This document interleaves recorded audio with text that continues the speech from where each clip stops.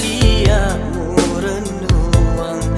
uradek namui tadeceng reko ia mutajemi uraui sesipakmu iko tahu rangga sela mabela ni rode cenge ia mupumina sai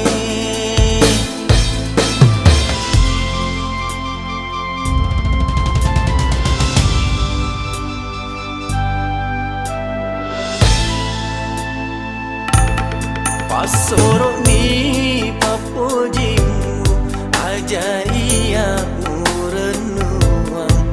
uradek namui tadeceng reko ia mutajemi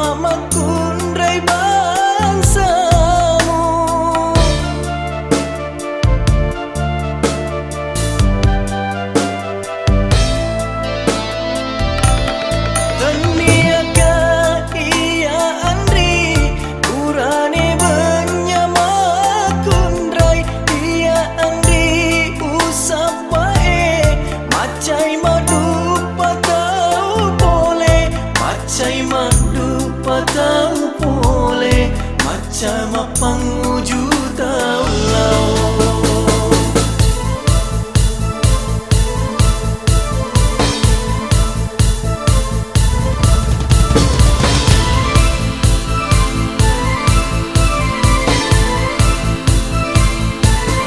Pasoro ni papojimu aja ia murenuang uradek namui tadeceng reko ia mutajengi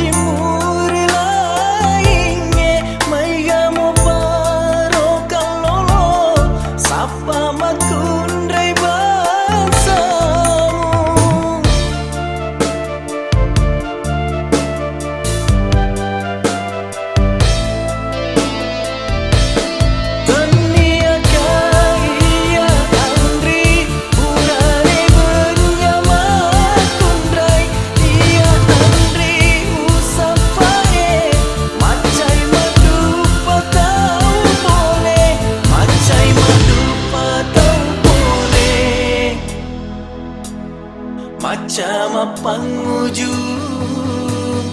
tahun lalu Pasoro ni papojimu Pasoro ni papojimu Pasoro ni papojimu Pasoro ni papojimu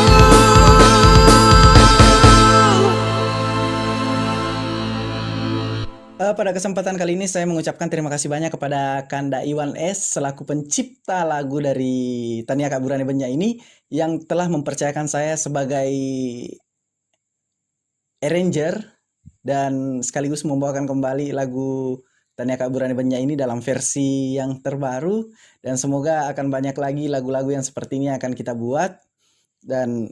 kita harus tetap memberikan support kepada lagu-lagu Bugis supaya lebih dan lebih